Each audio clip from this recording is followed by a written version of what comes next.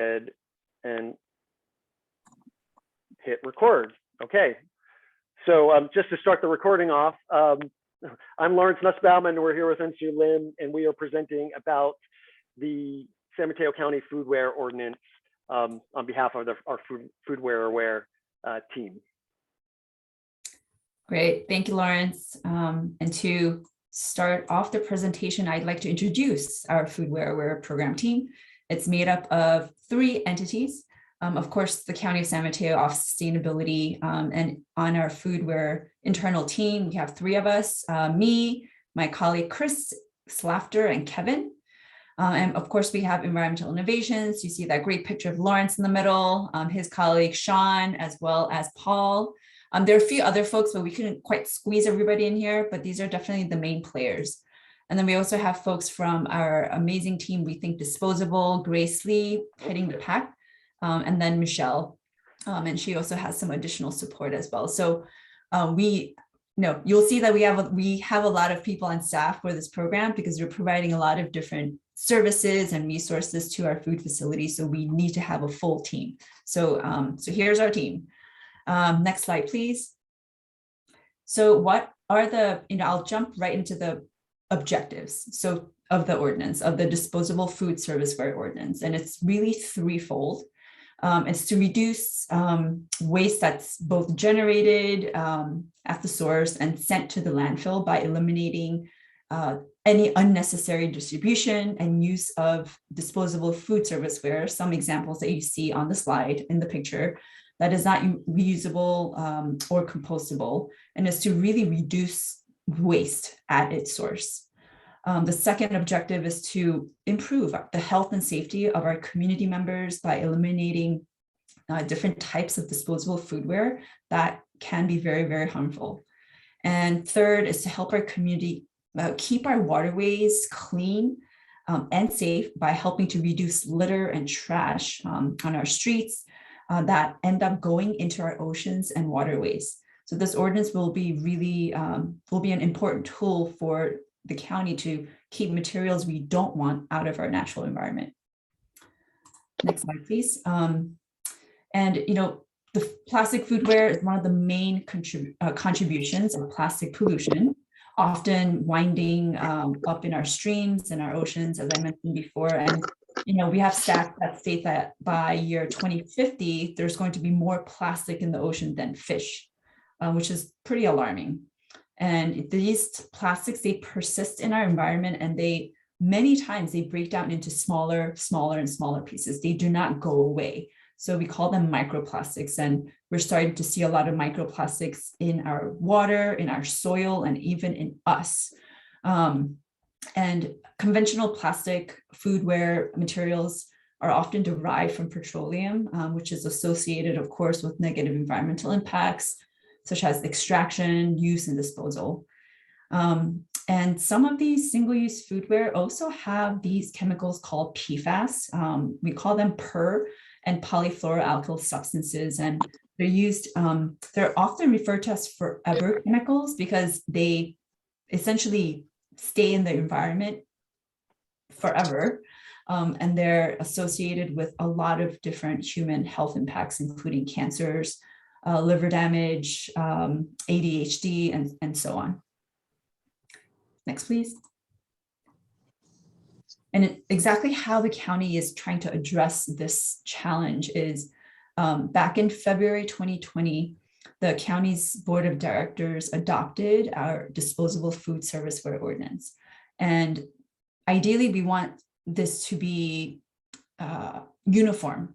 We want a program that's uniform and consistent across the entire county and not just within unincorporated areas of the county, which you see on the map. So when the Board of Supervisors adopted the ordinance in 2020, it really impacts only the green areas. Does not impact the 20 other cities that are within the county. So as part of a countywide effort, we have been working diligently with our city staff to see if they are also interested in exploring an adoption of the same ordinance. And in exchange, the county, we have offered to provide both education and enforcement services for the jurisdictions that do adopt. And so far, of the 28 cities, 16 cities have adopted our ordinance. I'm going to stop here because I hear a lot of background noise. Okay, there we go. Thank you. And as part of our implementation arm of this ordinance, we created the Foodware Aware program, and the objective is to provide outreach, education, and technical assistance, as well as resources to our food facilities to really help them come into compliance. Okay, and who will be impacted? So food facilities will be impacted, and it's an entity that provides prepared food for public consumption. And so I underlined the word prepared because if prepared food means any kind of food that undergoes some kind of preparation, including, of course, cooking, heating, even chopping, blending, portioning. So if an entity transforms the food somehow on their site and is meant to be given out to the public for consumption, that's kind of an automatic trigger for that entity to comply. And most of the time, these entities should have a valid health permit with the county's environmental health services. So that's usually the general rule of thumb. If an entity has a health permit with the county's environmental health services to provide food to the public, then that's usually a trigger for that entity to comply with this ordinance. There are a few exceptions. I won't go into the details, but that's kind of like general rule of thumb. And that includes, of course, restaurants, food trucks, private school cafeterias, catering entities, farmers market vendors, as well as other vendors that you see selling food at like street markets and such. Next, please. And where is this going to impact? So I mentioned there are 16 jurisdictions. So all the jurisdictions that you see listed have adopted the county's ordinance. And most of the jurisdictions' enforcement start date, as Lawrence mentioned in the beginning, it's coming up soon. So it's in about less than 2 months, October 1st, 2022.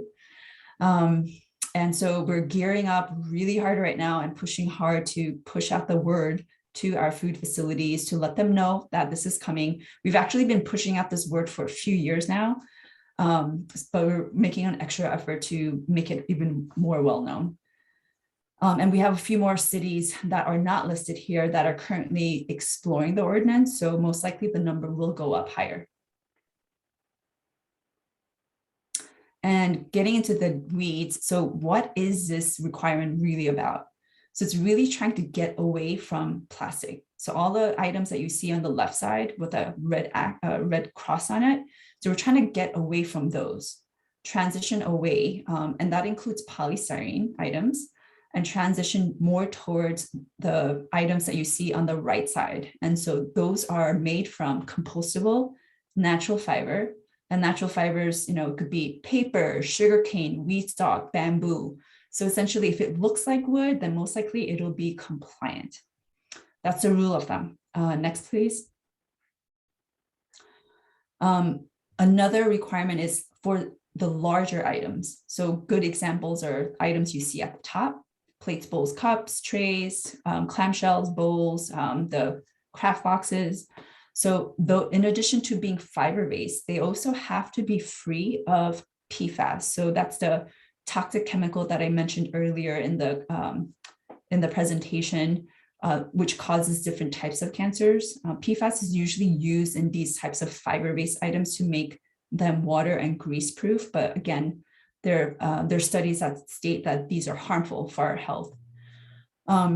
So to make it easy, like, how do we know that these items are, one, compostable and free of PFAS or fluorinated chemicals? So we're relying on two specific logos or certification bodies that you see on the slide: BPI, Biodegradable Products Institute, and Compost Manufacturing Alliance. So if these two entities approve any of these larger items, then it's an automatic, so it verifies that these items are, one, they meet those two criteria, that they do not have PFAS or fluorinated chemicals, and they're actually compostable, like really compostable. They break down into actual compost.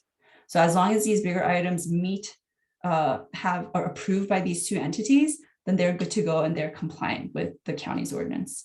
And I should also mention that the free of PFAS requirement is actually now a statewide law under AB 1200. And so that impacts every food packaging and not just foodware. So just an FYI, so it includes flour packets that you buy from the supermarket that holds the flour. So it's much more comprehensive.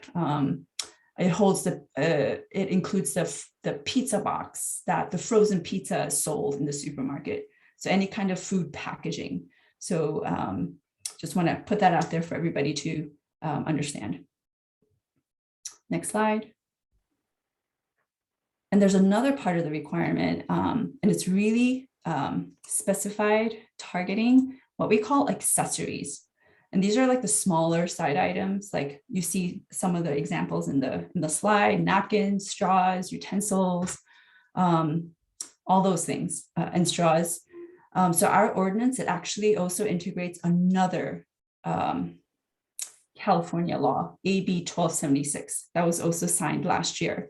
And essentially, it is trying to reduce the waste of these accessories at the source, because a lot of the times we don't need these items, yet the food operators kind of put it into the bag, and then we end up just either tossing it out, or it ends up just being on our streets. So we're really trying to eliminate unnecessary waste. So the requirement is basically these types of accessories, they have to be distributed only upon request by the consumer. They could also have, the food facility can also have them available at dispensers, like the ones that you see on the bottom with the green checks, the napkin dispenser and the straw dispensers that dispense one item at a time. So open bins and containers that you see in the middle of the slide, they are no longer allowed. So people cannot go and grab a bunch and go. Refillable containers that you see on the right side, some examples, they are allowed by the state. And finally, accessories cannot be bundled. So you see the picture kind of in the middle with the bundled packaged utensils and like the napkins and the pepper and the salt. So those are no longer allowed. So these items have to be distributed individually upon request or by a dispenser. Okay, next slide, please. And I will switch it over to, or pass the baton onto Lawrence, for Lawrence to talk about all the available resources and support that we have going on to help our food facilities come into compliance. Great, thanks, Ensu, and thanks for the great summary overview of the ordinance. So, like Ensu said, we have a variety of resources available through this Foodware program to help restaurants and other food facilities comply with the new ordinance. And most of these resources are housed on our website. So I want to highlight that first and make sure that everybody is aware of the website. This is actually an abbreviated address, smcfoodware.com. That will take you right to the website, and we have just a variety of resources there to both explain the ordinance, both the details and nuances that Ensu just covered, frequently asked questions, and gives you access to the different resources that we have. So on our website, we have, these are just this is a highlight of the resources we have on our website, because it really is pretty comprehensive. So on the website, you will find an ordinance summary. So just to review the details that Ensu laid out, we do have it spelled out in a 2-page ordinance summary sheet. So if you need a refresher and you're just kind of wondering about the details, we have a great 2-pager on the site. So I would say that would be kind of your first place to go. We have frequently asked questions that that come up often about the Foodware ordinance. we have an implementation checklist, which is a step-by-step guide to how you go about complying with the foodware ordinance. And we have a purchasing guide, and you'll see this here in bold, and I have another slide that will showcase it a little bit. But this is probably one of the most, besides the summary sheet, this is probably one of the most useful resources that we have. We've spent a lot of time sort of combing through the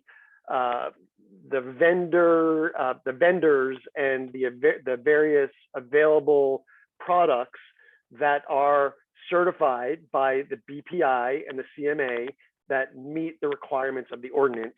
And we have listed these all in a comprehensive purchasing guide by category. So you'll find bowls, and you'll find clamshells, you'll find utensils, you'll find to-go boxes, all kinds of products that you will be looking for to comply with the ordinance. And so I'd say there's probably about, I think there's about 150 to 170 different products on our guide. It's not a complete guide. In other words, there are products that you can find that will comply with the ordinance that we haven't listed, but it's a really good sampling of some of the major vendors and some of the major products available. We also have in that guide a list of vendors. We even have some vendor discounts available, and a few other things, and I'm going to talk about that a little bit more in a second. But moving on, we also have a staff sheet and employee guide. So something that you could provide to your employees about, what do they need to know about the new ordinance? For example, they can now only give out accessories upon request from the customer. What should they tell the customer if customers ask questions about the foodware ordinance? We have public notices that you can put up in your restaurant or food facility to let the public know why it is that you have this change in policy. So it's an official notice from your jurisdiction that, if anybody has questions or complaints or whatever it is, you can point to the public notice and say, hey, this is the law now. We have some materials that you can use to educate your customers and the public. For example, we have utensils by request only table tent cards that you could put out on the table. So when people get their food and they're wondering why they don't have a fork with it, they can see that they actually now need to ask specifically for their utensils. We have a window cling that you can put out on your window by taking a pledge that basically says that you agree to follow the stipulations laid out in the ordinance in terms of using compliant foodware and giving out utensils by request. And once you take that pledge, we will send you a window cling that you can put out, in a visible place in your business in the window. So it's sort of like a Better Business Bureau type of sticker. We also have a financial assistance form, and I'm going to talk a little bit in a moment about the financial assistance we have available. And you can find the form to apply for that financial assistance on the website. And again, this is just sort of a selection of the resources we have on the Foodware website. So I really encourage everybody to go to that website and peruse the information and the resources that are available there. So I'm going to get back into the purchasing guide again, and again stress that this is a really great comprehensive guide. It's not all inclusive, but it's a really good list of products available to help you comply with the ordinance. So if you're wondering, what can I use for a bowl? What can I use for a plate? What kind of utensils could I use? We have a selection listed out in this guide with a link to the vendors and distributors, and in some cases, discounts that they're offering to San Mateo County food facilities. So we have different tabs. It's basically in the form of a spreadsheet, of a Google sheet, and we have different tabs. The main tab that is probably going to be most useful is the compliant fiber-based disposables. We also have a tab for reusable foodware, because in addition to the ordinance requiring compliant fiber-based compostable disposable, we are also encouraging restaurants to incorporate reusable foodware to the extent possible. We have a list of vendors and distributors, and then we also have a tab that has exemptions. Some products are just not available as a certified fiber-based compostable product. And so there are temporary exemptions. Those are listed in the purchasing guide, and that will be updated periodically. So it's really important to check the guide periodically. If you do find something that is exempt, it may not be exempt, several months down the line. So again, that is housed at the Foodware website, and it's a really good resource. So we also have financial incentives, and I'm going to talk about two of them. The first one is our compliant disposable grant. So we have $300 per business on a first come, first served basis to help pay for purchasing compliant items. We have some qualifications, some priority qualifications for businesses. The first qualification, sort of the highest level qualification, is for businesses with a net income of less than $120,000. And this way we can get this financial assistance to the businesses that really need it the most. On top of this $120,000 net income requirement, we are also targeting specific zip codes in the county that have been identified as being particularly vulnerable zip codes. Vulnerable in terms of zip codes that have more of an economic need. And so to purchase these compliant disposable items, we are doing this through environmental innovation. We could do it in one of two ways. We can purchase the product directly on behalf of the business. Sometimes we call this a prebate instead of a rebate. Or we could do the traditional rebate route where you make the purchases, submit the receipts, and then we will reimburse you for those expenses. Either way, it's important to, well, it's required to fill out an application on the website, and then we will verify the purchases to make sure, well, first to help you if you need the help, and also to verify and make sure that the products that you plan on purchasing are indeed the compliant products that will meet the requirements of the ordinance. We also have funding and assistance available to help food facilities shift to reusable foodware. So as I mentioned, sort of, the main push of the ordinance is to get away from plastic foodware and promote fiber-based compostable foodware. But we are also really encouraging businesses to incorporate reusable foodware to the extent possible. And the reason why reusable foodware is an advantage and sort of the best case scenario is because they reduce waste more than compostables do, because you can just reuse it again and again. It's not a single use product. Reusables can be cheaper in the long run because once you make the initial investment, you no longer need to buy that product. You buy your plates and your bowls and your foodware, and you can keep using those year after year. So especially for dine-in, and even in some cases for takeout, it's a really good route to invest in reusables. It also offers a better experience for the customer in terms of their dining experience, to be able to eat the food that you're offering them on real foodware, a real plate instead of a disposable plate. And lastly, it helps keep our local waterways clean, because even though you may be using compostable products and we are getting those into the green bin compost where it goes to a commercial compost facility, we do know that some of those single-use products will still end up potentially on the street, potentially washing into our local waterways. And so reusables are just a better option altogether, because it helps reduce waste and keep our waterways clean even more than compostables might. So to encourage and assist restaurants in going this reusable route, our partner, Rethink Disposable, is offering a variety of services. First off, they're offering in-person assistance to check to see if you have non-reusable foodware that can be swapped for something reusable. They can do an assessment and help determine what the cost benefits will be for investing in reusable foodware. They can help identify what that reusable serviceware might look like, and they can actually do the purchasing and delivery of that foodware using this $300 per business grant. And they can also help create some unique customer-facing signage, staff training, and social media marketing to market and promote this additional commitment that you are making to reduce waste in your food facility.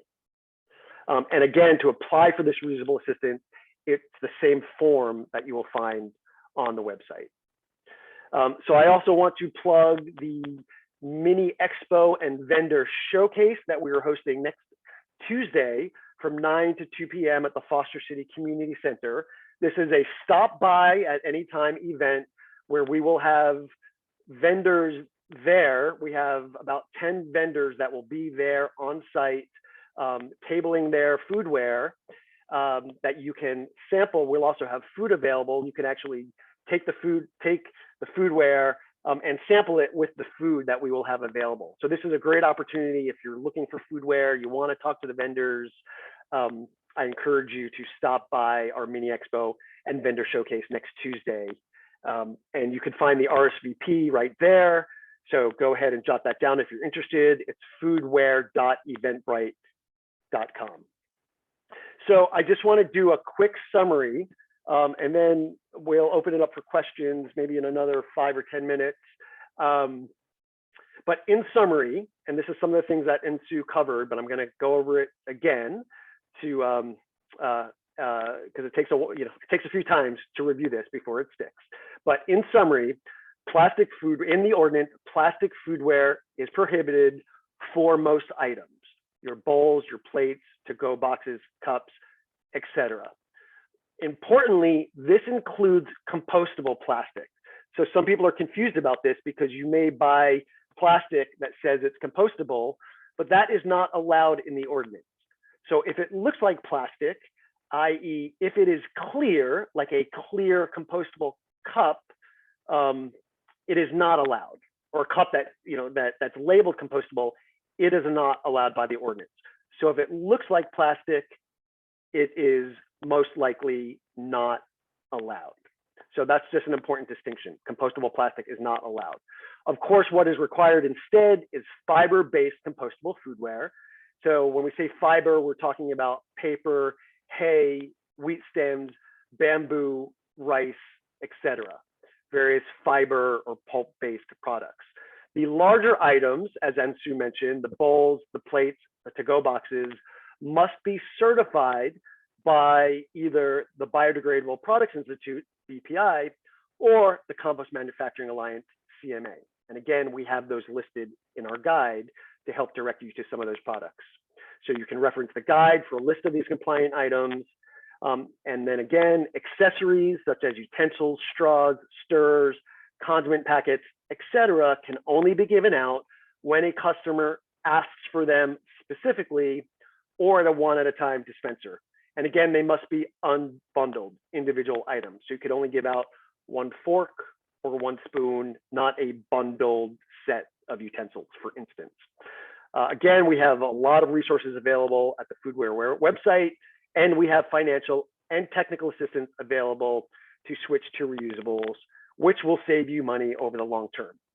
Just a quick reusables message and a note: if anybody is here from Daly City or Pacifica, or Half Moon Bay for that matter, those cities have specific reusable requirements that should be referenced above and beyond the county's model ordinance that the other cities have adopted.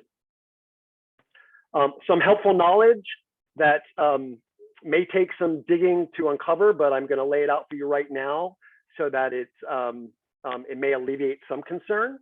The first is that plastic lids are not covered by the ordinance. They are allowed.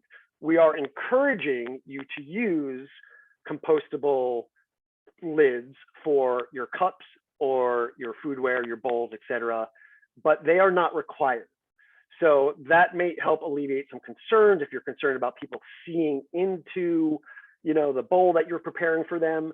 You are allowed to use plastic lids. Again, although we are encouraging you to use the compostable lids as available. Just to clarify that those certified items by CMA or BPI can be lined with PLA plastic. Okay, so this is compostable plastic lining. So that is helpful to know because you may be concerned about leakage with your, saucy or soupy items, but the compostable foodware, again, can be lined with a layer of plastic that helps, helps item from leaking out of the container.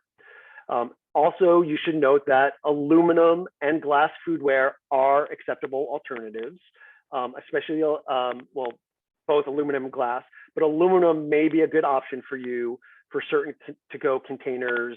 Again, if you're concerned about, the integrity of the foodware container, although with the PLA plastic lining, we are finding that they can hold liquid pretty well, but aluminum is another option for you. Again, there are temporary exemptions in the purchasing guide, so I encourage you to look at what those exemptions are. And then just to reiterate that Half Moon Bay, Daly City, and Pacifica have additional requirements requiring reusable foodware. Just note that when I talk about the plastic lids, the requirement is that they, although you can use plastic lids or other lids, they must be accepted by your waste haulers recycling or composting service. So just in the next couple of minutes, I don't want to go in too much detail, but I want to give you an example of the compliant foodware items. And again, you will find some of these in our guide, but I just want to run through it. So for example, bowls. On the left side of the slide, you see the picture of the bagasse bowl, right? That's a sugarcane bowl. That's rather popular. You can see these containers, these paper containers, the World Centric or the one below it, the No Tree container, which is a bamboo bowl, or you see to the right, the bowls are a variety of sizes. Again, these bowls are lined with the PLA plastic, so they are meant to hold liquid materials. You will find in our guide and out there in the world several examples of trays or boats. The one on the left is a palm leaf tray. You'll find the mixed fiber tray. The one in the middle bottom there may look familiar. It's bamboo that's mixed with sugarcane and wheat straw. The next one over is a clay-coated paperboard, and the clay coat is good for greasy items.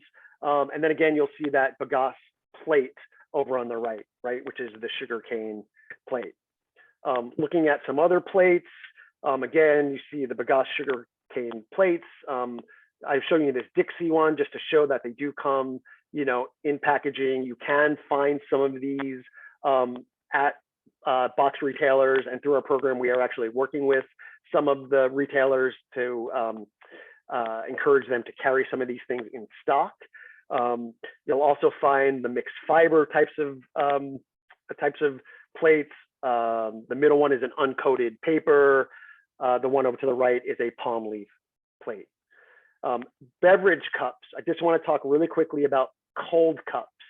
So again, compostable plastic is not allowed. So you are no longer permitted to use clear plastic cold cups, even when they say compostable plastic. And what instead is required and what is available is these paper cups.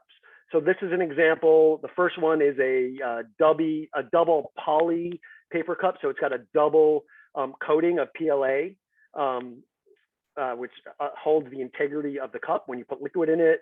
The next one over is a bamboo cup, a No Tree cup, which is also lined. And just to show on the right that they do have these cups available with custom printing as well. And you can find those vendors in our guide. Hot cups, this is more straightforward, but there's the bamboo and sugarcane cups, your more standard lined paper cup.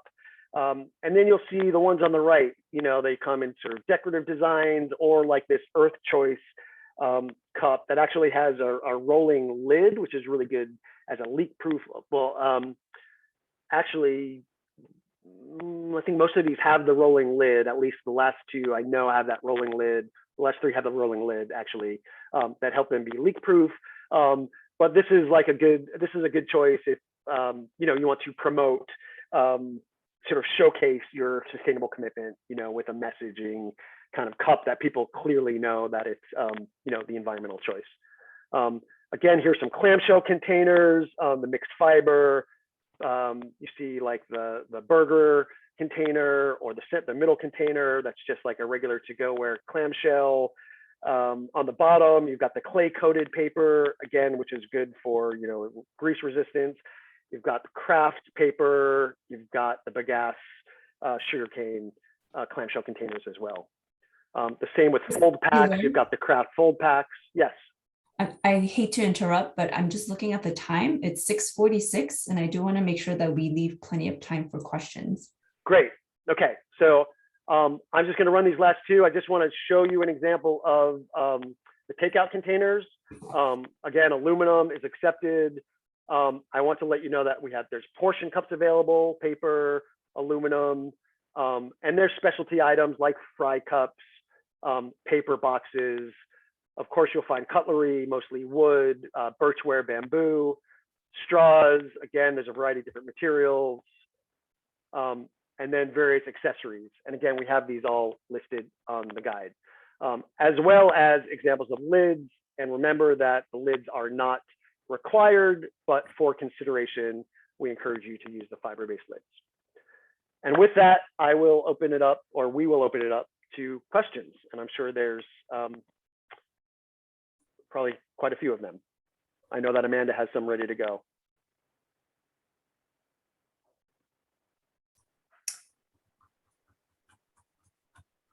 I'm looking at the chat. Oh, where did it go?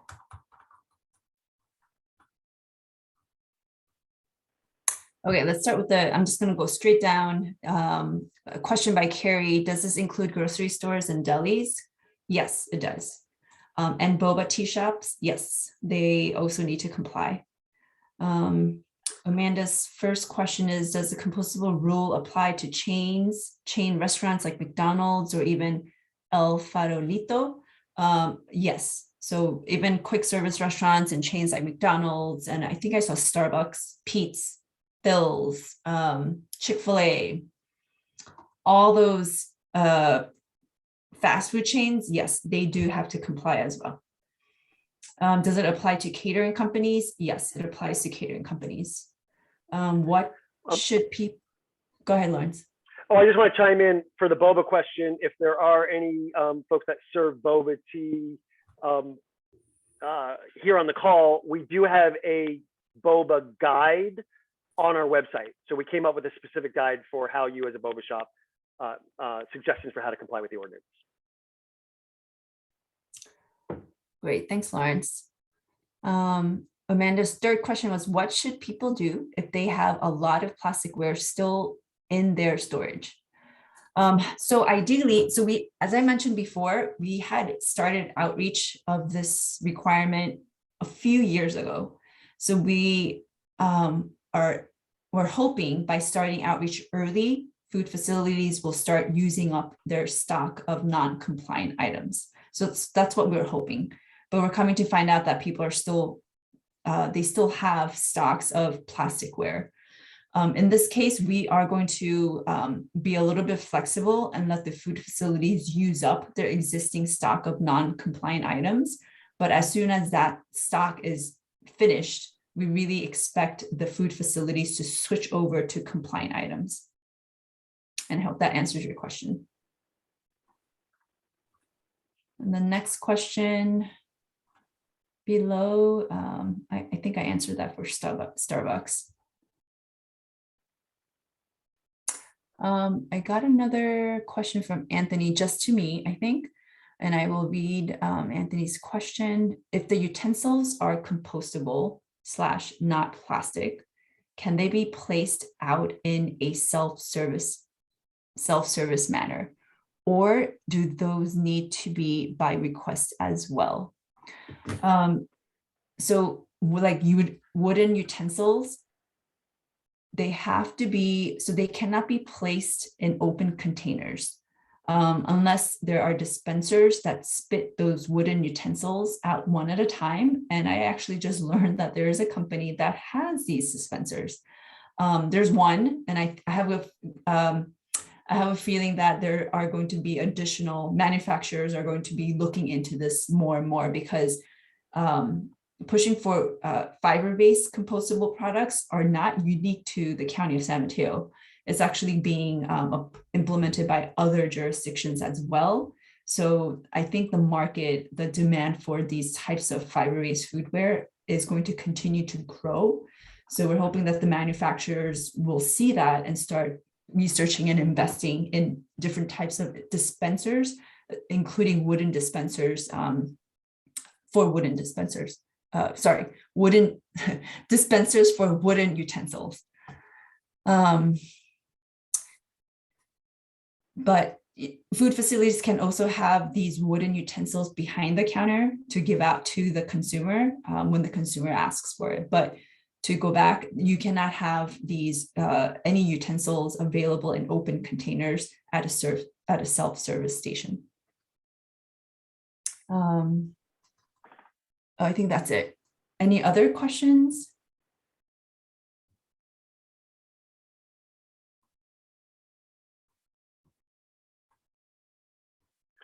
I see Amanda. I don't think you answered this one. Does it apply to catering companies? Oh, yes. Yes, it does apply to catering companies.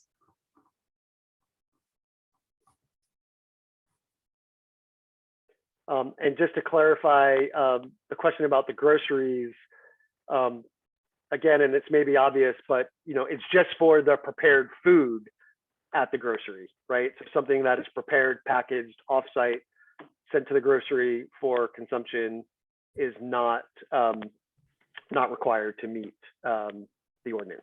So it's just for the food that is prepared and served on site. So in their deli, for instance, or if they prepare yogurt parfaits or those types of things. Oh, that's a really good clarifying point. Thanks for bringing that up, Lawrence. A good example would be 7-Eleven. So it's kind of like a grocery store. So some 7-Elevens have, they prepare pizza, or they have hot dogs that they're keeping warm and cooking. So since that food is being prepared on site and it's being sold to the public, the foodware that 7-Eleven owner is using has to be compliant.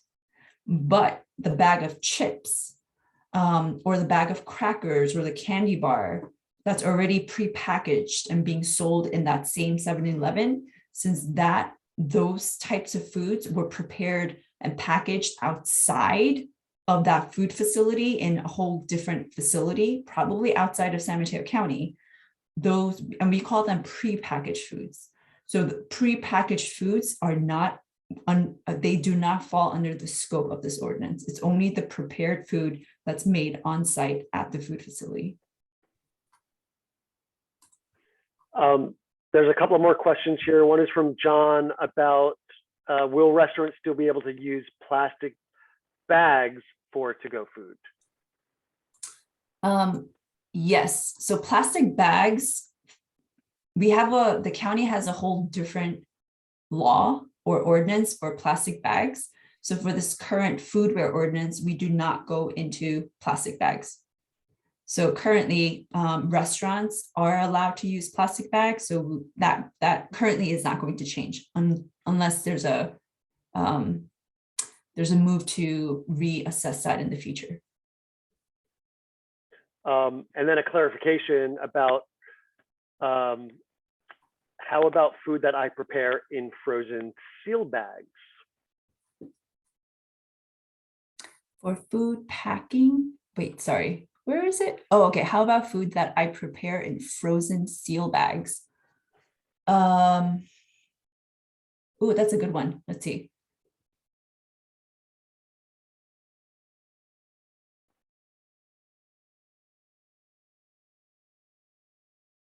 Frozen seal bags. I have my understanding of the ordinance, but I will defer to you and Sue as the crafter of the ordinance. But my Yes. understanding is that the ordinance does not apply to plastic bags.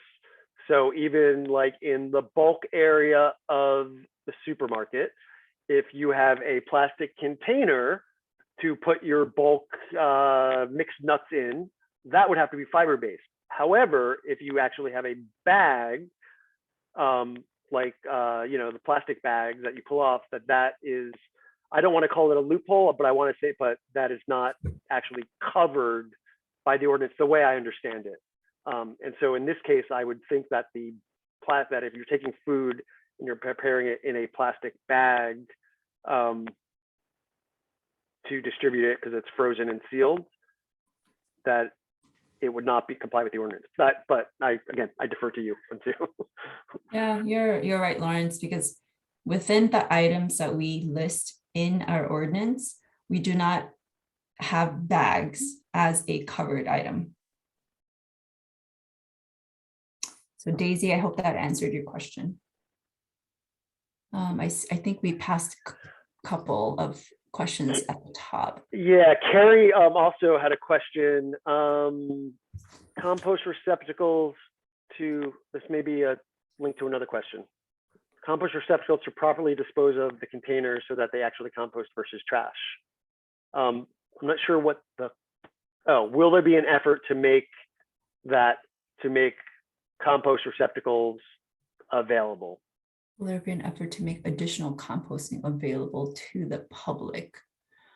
Will there be an effort to make additional compost available or composting available? I'm not quite sure I'm understanding the question, but I can, if it's okay. okay if I talk, I can just tell Please. you. Well, like on Broadway, I'm off of Broadway in Burlingame, and all the public trash bins are trash with like a little not very well functioning recycle section on top, and there's no compost. There's no compost trash containers anywhere in Burlingame that I've noticed public. So when people are going to all these food places like the Boba Tea or my place, or like with all the to-go places, and they're out, there's nowhere to toss the compostable stuff. So it seems like kind of a waste to be spending the extra money on all these containers when people are possibly going to just toss them in the trash. I know they'll break down faster in the trash, but I think, if you're doing all this outreach and education, I would encourage the cities to make disposal of compost more easy. Yeah, and that is a fantastic point. And I know all the local governments are trying to make that transition, especially because there's a new state law called SB 1383 that's mandating composting by everybody. Yeah, well, we all have them at our businesses now, or we're getting them, but those are kind of like back behind, back of house. But all this compostable to-go-ware is going to go out to the street where people sit down and eat, and then they're not going to have a place to toss it necessarily. Absolutely. I know the local governments are working on it, but it is an infrastructure change, so that will take some time. Mm-hmm. And you'd be surprised how expensive these public sorting bins are, because ideally you want at least 3 bins, right? The green one for compost, the blue one for recycle, and a black one for landfill. We want all of that, and we want it standardized, color-coded, everything, the labels. That's ideal. But they are very expensive. You'd be surprised how expensive they are. So the local governments are, trying to scrape up some money. And if you think about it, a city, Broadway, it's a long street. If the city needs to put those sorting bins on every corner or every few blocks, that's going to add up very quickly. So I highly urge you to, reach out to your cities, let them know that this is something really important for you, but then please do have some patience with the cities because these sorting bins, they have to get the money from somewhere to purchase Yeah, these. well, And just the like we have to get installation. the money to buy all this stuff and convert to it. I mean, $300 buys like a month's worth of cups. Yeah. And I mean, I think it's great. I've been using compostable plastic for like 5 years and paying the premium, and I'm okay with it, but it's going to be a hardship for a lot of other businesses for sure. Absolutely. Okay, thank you. Sure. I can maybe answer this next question onto John Hutar, sorry if I mispronounced your name. Well, I guess there's two questions. One, do you have a schedule for upcoming training sessions? Of course, the next big thing we have is our expo that we're hosting on Tuesday, and we are hosting a series of office hours in September.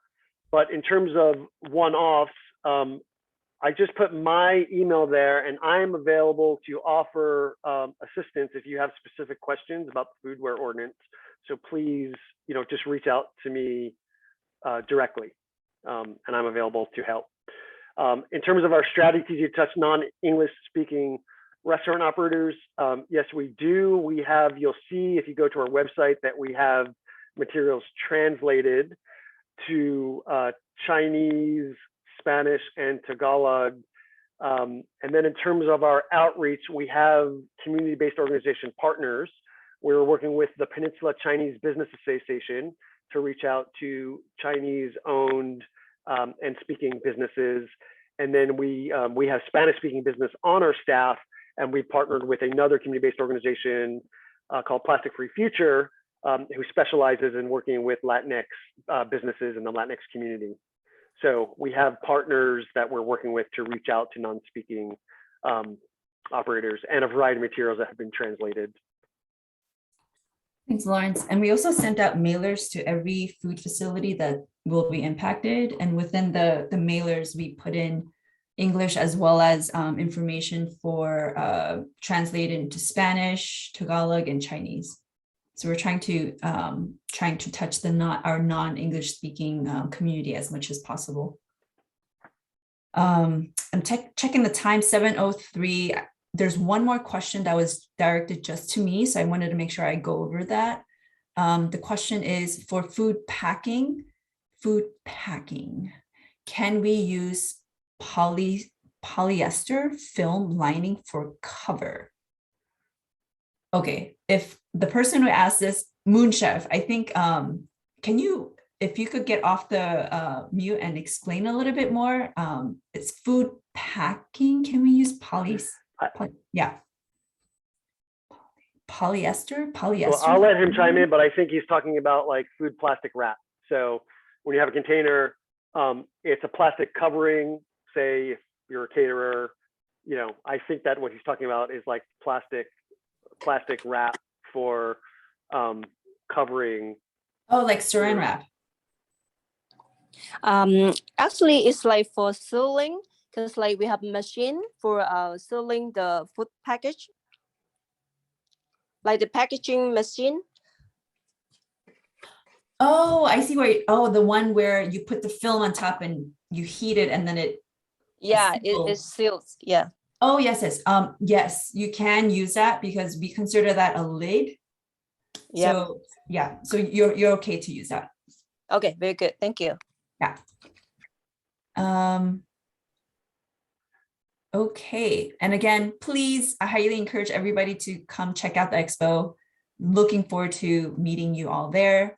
And I don't think I have any more questions, but if any of you have additional questions, definitely please send them either to Amanda and she will forward it to us, or feel free to, I think Lauren shared his email in the chat.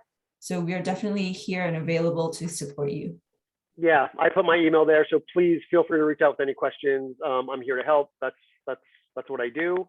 So please reach out.